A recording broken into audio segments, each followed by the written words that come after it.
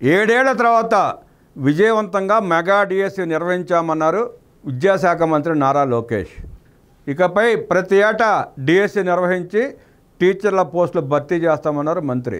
ఆంధ్రప్రదేశ్ చరిత్రలో తొలిసారిగా అత్యధికంగా 16,347 టీచర్ పోస్టులతో మెగా డిఎస్సి చేపట్టామని, ఇది సువర్ణాక్షరాలతో లిఖించదగిన అధ్యాయమని మంత్రి లోకేష్ అన్నారు. పాఠశాల, ఇంటర్మీడియట్, ఉన్నత విద్య, వయోజన విద్య, సమగ్ర శిక్ష ఉన్నతాధికారులతో సుదీర్ఘంగా వివిధ అంశాలపై మంత్రి లోకేష్ సమీక్ష చేశారు. ఈ సందర్భంగా మంత్రి నారా లోకేష్ మాట్లాడుతూ ఎటువంటి సమస్యలు తలెత్తకుండా డిఎస్సి పరీక్ష ప్రక్రియను ప్రారంభించిన అధికారులను అభినందించారు. డిఎస్సి పరీక్షకు తొలి రోజు ఉదయం 88%, సాయంత్రం సెషన్లో 86% మంది అభ్యర్థులు హాజరైనట్లు పాఠశాల విద్యా కమిషనర్ విజయరామరాజు తెలిపారు. అకాడమిక్ క్యాలెండర్ లీప్ యాప్ కూడా సిద్ధం చేశామని చెప్పారు. ఇకపై ప్రతి ఏటా డిఎస్సి నిర్వహణ ద్వారా ఉపాధ్యాయ పోస్టులను భర్తీ చేసి విద్యా ప్రమాణాలను మెరుగుపరుస్తామని మంత్రి లోకేష్ ఈ సందర్భంగా తెలిపారు.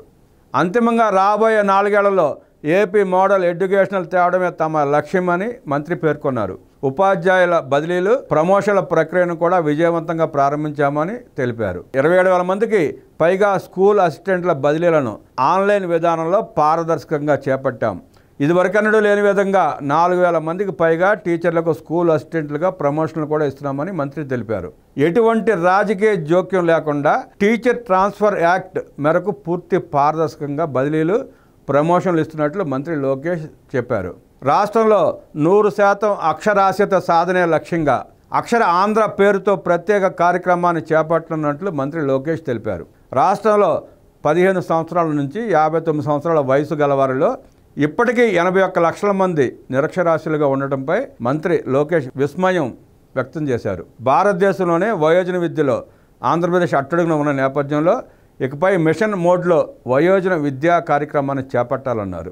ఉల్లాస్ ప్రోగ్రాంలో భాగంగా ఈ ఏడాది మార్చిలో 3,95,000 మందికి అక్షరాస్యత పరీక్షలు నిర్వహించగా 3,53,000 మంది పాస్ అయ్యారని తెలిపారు. వయోజన విద్యా విభాగంలో 247 పోస్టులకు గాను 109 పోస్టులు ఖాళీగా ఉన్నాయని ఇంటర్మీడియట్ విద్యా డైరెక్టర్ కృతికా శుక్లా మంత్రి దృష్టికి తేగా 100% లక్ష్యాన్ని సాధించగలిగే అంకిత భావం కలిగిన వారిని మాత్రమే పాఠశాల విద్యాశాఖ నుంచి తీసుకోవాలని సూచించారు. రాబోయే 3 ఏళ్లలో అక్షరాస్యత టాప్ 3 రాష్ట్రాల్లో ఒకటిగా ఆంధ్రప్రదేశ్ ఉండాలని, ఇందుకు అవసరమైన చర్యలు చేపట్టాలని మంత్రి ఆదేశించారు. సప్లై డిమాండ్కి అనుగుణంగా స్కిల్లింగ్ ఎకో సిస్టమ్ను ఏర్పాటు చేయాలని, నైపుణ్యం యాప్ను అప్గ్రేడ్ చేయాలని స్కిల్ డెవలప్మెంట్ అధికారులకు మంత్రి లోకేష్ సూచించారు. నైపుణ్యం పోర్టల్లో అభ్యర్థుల నమోదు, శిక్షణ, సామర్థ్య పరీక్ష సర్టిఫికేషన్, ఉద్యోగ కల్పన, పరిశ్రమల అనుసంధానం, పరిశ్రమలో ఖాళీల వివరాలు మొదలైన వాటిని పొందుపరచాలని అన్నారు. సెక్టార్ వైజ్ ప్లేస్మెంట్స్, జాబ్ మేళాల వివరాలను కూడా ఇందులో పొందుపరచాలన్నారు. నైపుణ్యం యాప్ ద్వారా ఈ ఏడాది 6,83,062 మంది దరఖాస్తు చేసుకోగా 6,45,163 మందికి నైపుణ్య శిక్షణ ఇచ్చామని, వారిలో 77,703 మందికి ఉద్యోగాలు లభించాయని ఏపీఎస్ఎస్టీఎన్ సిఓ గణేష్ కుమార్ తెలిపారు. రాష్ట్రానికి మంజూరైన 125 ఆటిజం సెంటర్లను వీలైనంత త్వరగా ప్రారంభించేందుకు చర్యలు చేపట్టాలని అధికారులను మంత్రి లోకేష్ ఆదేశించారు.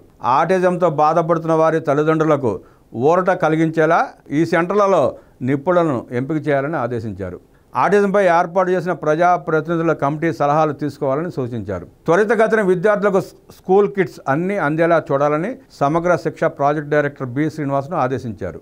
ఉన్నత విద్యపై మంత్రి నారా లోకేష్ సమీక్షిస్తూ యూనివర్సిటీల నుంచి విద్యార్థులు బయటకు వచ్చేటప్పటికే సరైన నైపుణ్య శిక్షణ పొంది ఉద్యోగం సాధించే దశకు చేరుకునేలా ఉండాలన్నారు. ఇందుకు అవసరమైన నైపుణ్య శిక్షణ కార్యక్రమాలను కాలేజీ స్థాయిలోనే పెద్ద ఎత్తున చేపట్టాలన్నారు. రాష్ట్రంలో ఖాళీగా ఉన్న వివిధ యూనివర్సిటీల వీసీ పదవులకు సెర్చ్ కమిటీల ద్వారా సాధ్యమైనంత త్వరగా పేర్లు సృష్టించాలని ఉన్నత విద్యా మండలి చైర్మన్ మధుమూర్తిని కోరారు. చైర్మన్ స్పందిస్తూ ఈ నెలాఖరులోగా ఆయా యూనివర్సిటీలకు సెర్చ్ కమిటీ సిఫార్సులను పంపిస్తామని తెలియజేశారు. వివిధ యూనివర్సిటీల చట్టాలను సమీక్షించి అతి త్వరలో ఏకీకృత చట్టాన్ని తీసుకురావాలని మంత్రి నారా లోకేష్ సూచించారు. ఇందులో governing board, executive committee, academic council తదితర విభాగాలు ఉంటాయని మంత్రికి మధుమూర్తి వివరించారు. ఏపీ సెట్, లా నెట్, పీజీ నెట్ ప్రవేశ పరీక్షలను నిర్ణీత క్యాలెండర్ ప్రకారం నిర్వహిస్తున్నామని, అకాడమిక్ క్యాలెండర్ ప్రకారం కాలేజీలు ప్రారంభమవుతాయని తెలియజేశారు. విద్యార్థుల నమోదుకై అపార్ బడి 98% పూర్తి చేశామని, త్వరలో 100% పూర్తి చేస్తామని తెలిపారు. రాష్ట్రంలో ISB, IIIT English and foreign languages university, south Asian university, national institute of pharmaceutical and research ఏర్పాటుపై సమావేశంలో చర్చలు జరిగాయి. రాష్ట్రంలో ఫారెన్ యూనివర్సిటీలు, ప్రైవేట్ యూనివర్సిటీలకు అనుమతులపై మంత్రి సమీక్షించారు. ప్రైవేట్ యూనివర్సిటీల ఏర్పాటుకు అడ్డంకిగా ఉన్న joint certification of degrees JCD నిబంధనలను సడలించే అంశంపై చర్చించారు. నాణ్యతపై ఎటువంటి రాజీ లేకుండా ప్రైవేట్ కాలేజీలకు ఇచ్చే NOCలు మరింత సులభతరంగా అందజేయాలని ఆదేశించారు. అలాగే కనిగిరి IIIT ఏర్పాటుపై మంత్రి నారా లోకేష్ సమీక్ష చేశారు.